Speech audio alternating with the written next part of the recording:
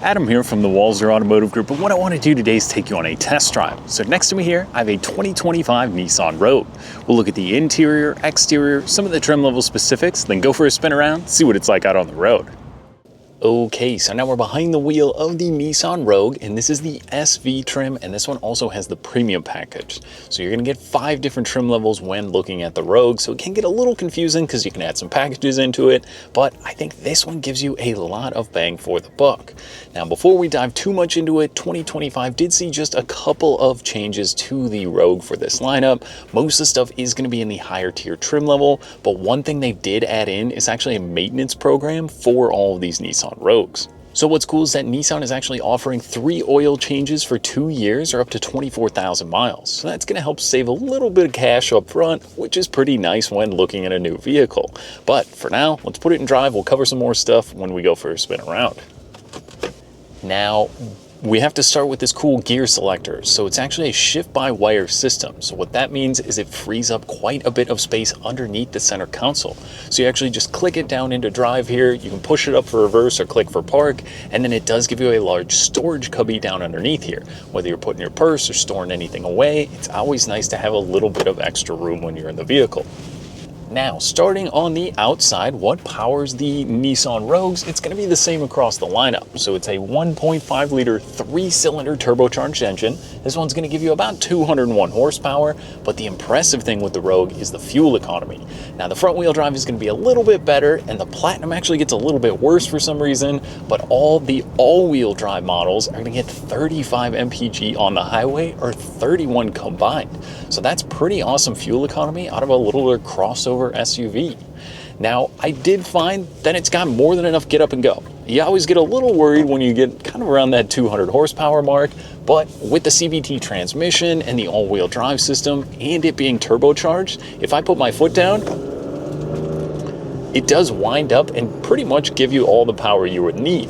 Obviously, I'd rather have the great fuel economy than another 50 horsepower, I think. So it's a pretty decent trade-off, but you're not lacking a lot for, I would say, 99% of your driving. The exterior on the Nissan Rogue, it does come in some pretty cool colors. That's one thing Nissan has done recently is add some pretty sweet colors to the lineup. This red works very nicely, and the SV Premium that we have here today does have the 18-inch wheels, so you get obviously more of an on-road focused tire. But if you're thinking about off-roading, whether you're into mountain biking or the outdoor activities, they do have the Rock Creek Edition.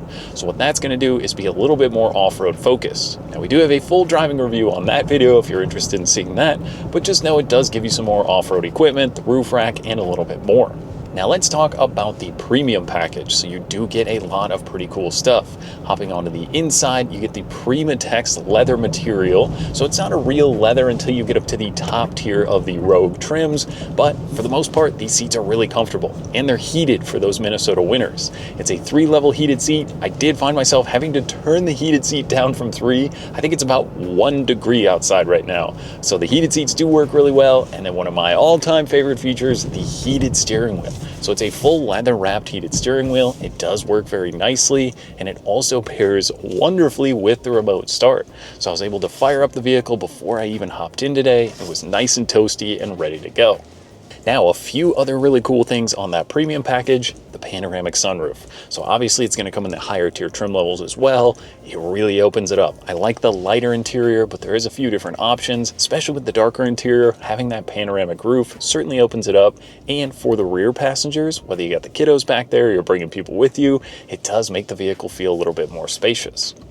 Now, one other thing on the roof, this one does get the rails that run across. So if you did want to put the crossbars up there, like I said, mountain bikes, kayaks, or the cargo box, you can throw that up above, get the crossbars, and it does make it a very usable space. Now, the cargo area in this one is also pretty convenient. It's a 60-40 split rear seat, so if you're hauling some larger objects around or you find yourself buying something you maybe shouldn't have, don't worry, you will have plenty of room, as you can kick down that one side or the other and still bring people with and haul something with if you need it. Then this one also does get a spare tire underneath the floor. It seems like a comment we get a lot, whether it's the tire mobility kit or actually having the spare tire, but just know this one does come with the spare.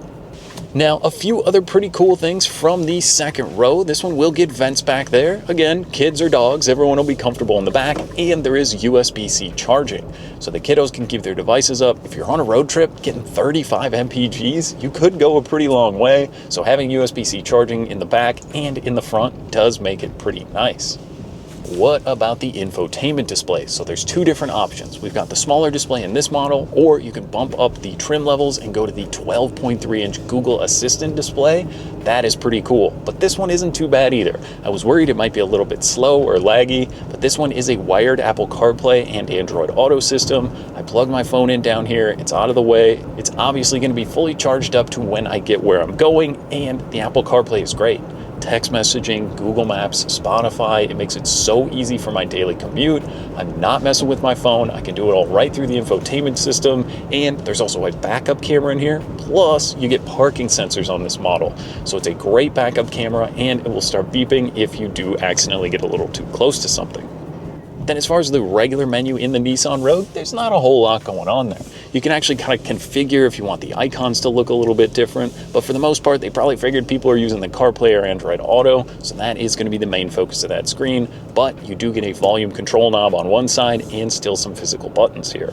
Now the other side on the digital gauge cluster, that's pretty cool. Again, a very responsive system. It lets you keep track of all your pertinent information, whether it's tire pressure, fuel economy, or what you're listening to, and some of those safety settings.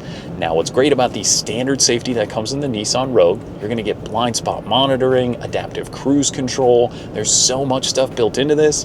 And if you're not a fan of some of that stuff, there's a button right here on the steering wheel. You click that, go to driver assist. You can turn the steering assist off, lane assist, blind spot monitoring, or the emergency stuff. If you don't want that on, it's easy enough to turn off, but obviously it's there for a good reason to help keep you, and if your family's in the vehicle, very safe when you're on the go. Now, like I said, just below the infotainment screen here, we have our heated seats, and you have your heated steering wheel button. Plus, this gets a dual zone climate control. So both you and your passenger can be nice and comfortable when you're on the go. And then, like I said, that USB-C charging down there with a nice little convenient spot for your phone. So with the Nissan Rogue, there's a lot of great equipment in here. You know, MSRP wise, this one with the premium package, it's about a $2,500 upgrade. So you're coming in right around $37,000. But right now, I mean, at time of filming, there's actually a couple pretty good discounts on these vehicles. So I think if you're in that kind of low to mid $30,000 price range and you're getting a ton of equipment like this vehicle offers, when you look at the average new car price right now at over $48,000, to think you're 10, 12, 15 grand back of that, I mean, you're getting a lot of car for the money. Great fuel economy, I think good looks on the exterior, and a lot of different cool colors and trim levels to pick from. I mean, you can go all the way up to the platinum and get kind of like a quilted leather in here with the heated seats and steering wheel still. Plus, I mean, just the ride and drive. I was amazed at just how quiet it was in here. It's easy to drive. You get in, put it in drive, you're off and running. There's just so much to like about these Nissan Rogues. They work, they're convenient, they're fuel efficient, and like I said, with the good style on the exterior, I think if you're cross shopping Honda, Toyota, maybe some other vehicles, this is definitely one to add to the list. Get out, pop the power liftgate, get behind the driver's seat, and see what you think about this new Nissan Rogue. Now that was just a quick look and drive at the new 25 Nissan Rogue. Now if you have any other questions or you'd like to schedule a test drive for yourself, you can visit us online at walser.com or stop by anytime. We'd be more than happy to help. Thanks again for watching.